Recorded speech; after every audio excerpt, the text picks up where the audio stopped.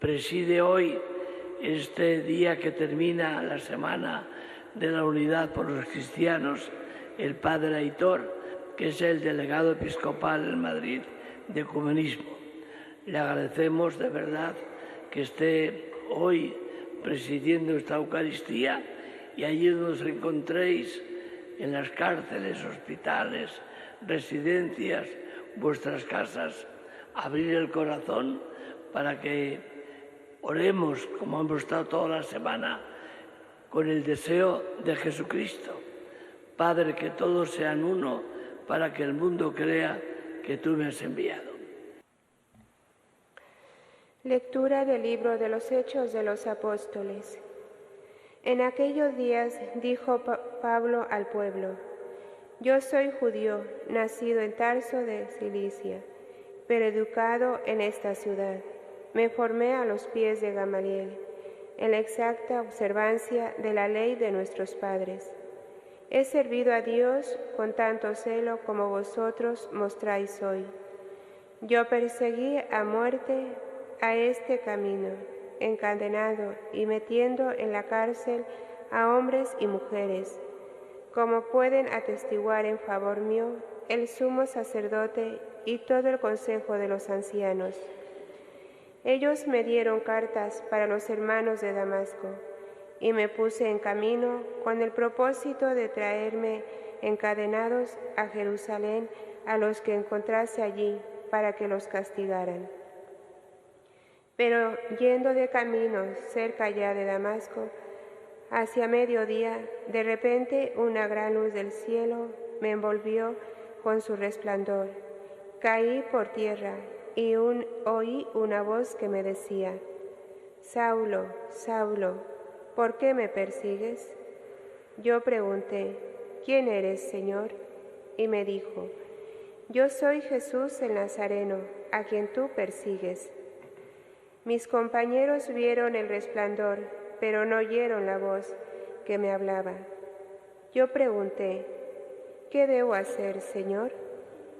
El Señor me respondió: Levántate, continúa el camino hasta Damasco, y allí te dirán todo lo que está determinado que hagas. Como yo no veía, cegado por el resplandor de aquella luz, mis compañeros me llevaron de la mano a Damasco. Un cierto Ananías, hombre piadoso según la ley, recomendado por el testimonio de todos los judíos residentes en la ciudad, vino a verme, se puso a mi lado y me dijo: Saulo, hermano, recobra la vista. Inmediatamente recobré la vista y lo vi. Él me dijo: El Dios de nuestros padres te ha elegido para que conozcas su voluntad, veas al justo y escuches la voz de sus labios, porque vas a ser su testigo ante todos los hombres de lo que has visto y oído. Ahora, ¿qué te detiene? Levántate, recibe el bautismo y lava tus pecados invocando su nombre. Palabra de Dios. Te alabamos. Id al mundo entero y proclamar el Evangelio.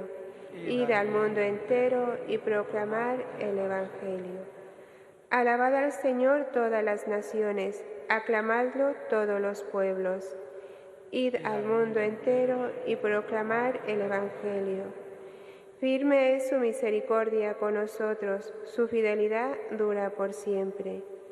Id al mundo entero y proclamad el Evangelio. Aleluya, aleluya, aleluya.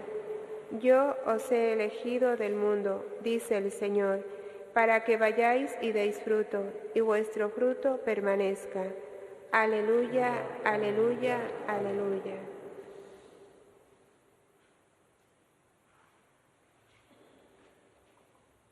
El Señor esté con vosotros. Y con tu espíritu. Lectura del Santo Evangelio según San Marcos. Gloria a ti, Señor. En aquel tiempo Jesús apareció a los 11 y les dijo: id al mundo entero y proclamad el Evangelio a toda la creación. El que crea y sea bautizado se salvará. El que no crea será condenado. A los que crean les acompañarán estos signos: echarán demonios en mi nombre, hablarán lenguas nuevas, cogerán serpientes en sus manos, y si beben un veneno mortal no les hará daño. Impondrán las manos a los enfermos y quedarán sanos. Palabra del Señor. Gloria a ti, Señor Jesús.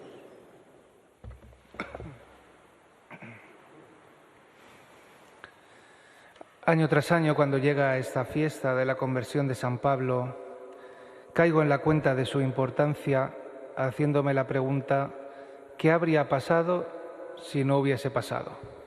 Es decir, si San Pablo no se hubiera convertido, ¿qué habría pasado?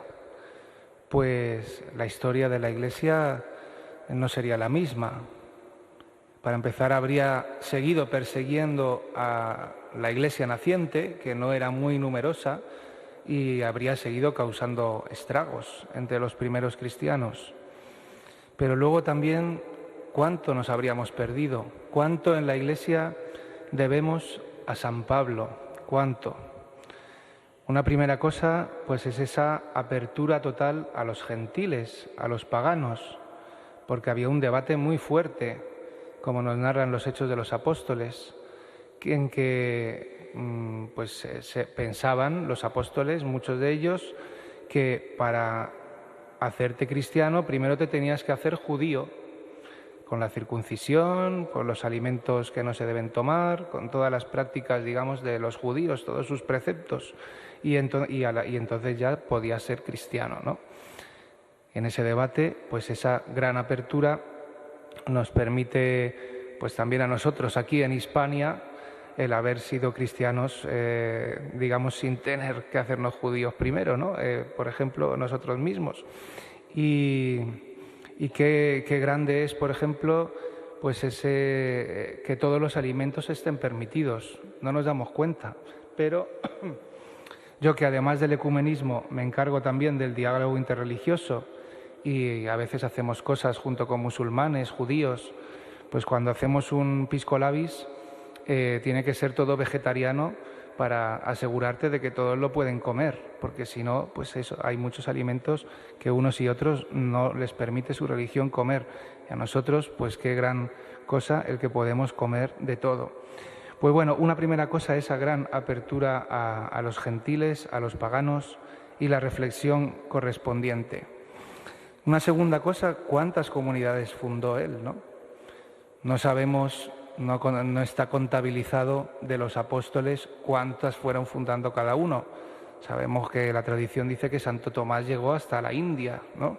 Imaginamos que fundó muchas comunidades por el camino, pero San Pablo ciertamente estará en el top de todas las que fue fundando a lo largo del Mediterráneo, ¿no? En Asia Menor, etcétera.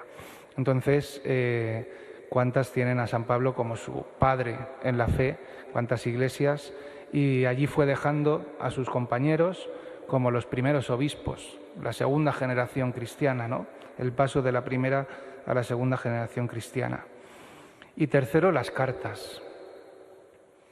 Es impresionante, si lo pensamos, que unas cartas que escribía, sintiéndose su padre en la fe, habiéndolas engendrado a la fe, pues unas cartas guiadas por ese amor y por seguir la comunicación con sus comunidades, se empiezan a copiar, se empiezan a difundir, empiezan a leerlas en la Iglesia, en la liturgia, y entran a formar parte de la Sagrada Escritura. Es que es muy fuerte esto, ¿eh? ¿Y por qué? ¿Por qué son tan importantes las cartas de San Pablo? Porque ahí es esa primera reflexión sobre la fe cristiana, él que había estudiado bien el judaísmo, que era un fariseo, que había estudiado con Gamaliel, el que estaba muy formado, pues esa primera reflexión sobre la novedad cristiana y la novedad de Jesucristo. sobre la base de la fe judía, claro. Y en las cartas encontramos pues mucha doctrina que uno dice, si no es por inspiración del Espíritu Santo, ¿cómo se le puede haber ocurrido eso? Y por eso entran a formar parte de la Sagrada Escritura, porque la Iglesia las reconoce inspiradas por el Espíritu Santo. Por ejemplo, toda la reflexión sobre la Iglesia como cuerpo de Cristo, que Cristo es la cabeza y nosotros los miembros. ¿Cómo se le ocurre esto, no? O el matrimonio como imagen, misterio del amor entre Cristo y la Iglesia. O sobre la doctrina de la gracia y el pecado. Cuántas cosas, ¿no? Que son fundamento, que son cimiento de nuestra fe. Y por eso San Pablo es una columna de la Iglesia, junto con San Pedro. Y por eso es importante también para el ecumenismo. ¿Qué es el ecumenismo? El buscar la unidad de todos los bautizados, de todos los que creemos, proclamamos la misma fe en Cristo. Su Iglesia está dividida desde hace muchos siglos. Siempre ha habido tensiones, pero luego ha habido también grandes cismas. Y San Pablo, como una columna, es imagen de ese ecumenismo porque muchas veces en el ámbito ecuménico se usa un icono en el que está abrazándose con San Pedro. San Pedro y San Pablo, que discutieron fuertemente, habían discutido fuertemente, pero se abrazan, son hermanos, la unidad de la Iglesia, ¿no? Y la unidad entre Oriente y Occidente. Y es importante para el ecumenismo, un símbolo para el ecumenismo, y por eso se clausura la semana en este día, por esa universalidad de la Iglesia que él transmite. Llega a decir, ya no hay judío y gentil, esclavo y libre, hombre y mujer, porque todos sois uno en Cristo Jesús. Así escribe en una de sus cartas, por ejemplo, ¿no? O lo del cuerpo de Cristo. Cristo es la cabeza y todos nosotros, los bautizados, somos sus miembros. Más allá del apellido, católico, protestante, anglicano, ortodoxo, todos somos miembros del cuerpo de Cristo. Por eso es importante para el ecumenismo. Y el ecumenismo no es algo para unos pocos especialistas, unos cuantos que sienten un interés especial por la unidad de la Iglesia. Dice el decreto del Concilio Vaticano II, Unitatis Redintegratio, que hace un par de meses celebrábamos los 60 años de la firma de la proclamación de Unitatis Redintegratio. Dice que es un deber para todos los cristianos, para todos los católicos. ¿Y cómo se ejercita ese deber? Pues en parte con esta semana de oración por la unidad de los cristianos, una semana entera al año pidiendo para que el Señor, del modo que solo Él sabe, porque las diferencias siguen estando ahí y es difícil, ¿no? Pero que vaya reconstruyendo esa unidad, que nos inspire el amor de los unos hacia los otros, un sentido de espiritualidad, de mirar más a lo que nos une que nos separa.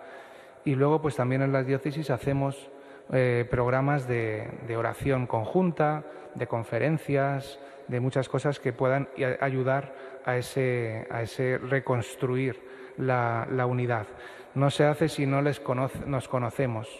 Muchas de las divisiones persisten por prejuicios o porque no nos conocemos, pero cuando hay ya un conocimiento concreto de las personas y hablas de la fe, pues ves lo que decía, que es más lo que nos une que nos separa, porque creemos en Jesucristo, porque tenemos el mismo Espíritu Santo que hemos recibido en el bautismo. Y luego sí, vienen las diferencias, sí, pero partir de lo que nos une. Y es por eso un deber para todos los cristianos el mirar a las otras confesiones como hermanos. Antes se usaba la expresión hermanos separados, pues más como hermanos que como herejes y cismáticos, como gente que va a ir al infierno, cosas que se pensaban pues antes del impulso del Concilio Vaticano II. Pues vamos a pedirle a San Pablo por la unidad de todos los cristianos y también dentro de nuestra Iglesia Católica, por la unidad entre todos, por ese abrazo entre Pedro y Pablo, por ese abrazo entre cada uno de los bautizados, por la unidad que, como nos recordaba antes don José Aurelio, Cristo pide al Padre continuamente. Padre, que sean uno como nosotros, tú en mí y yo en ti, para que el mundo crea que tú me has enviado.